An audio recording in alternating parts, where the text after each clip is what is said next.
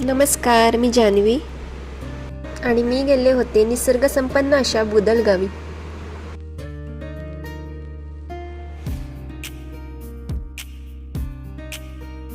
बुदल म्हणजे अगदी भरभरून निसर्ग सौंदर्य लाभलेले, समुद्रकिनारी वसलेले एक छोटंसं गाव.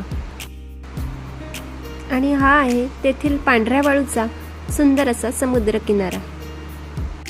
तर येथूनच वरती या डोंगरावर दुर्गामातेचे पांडवकालीन एक सुंदर मंदिर आहे. तर तिथे आपण जाणारच आहोत.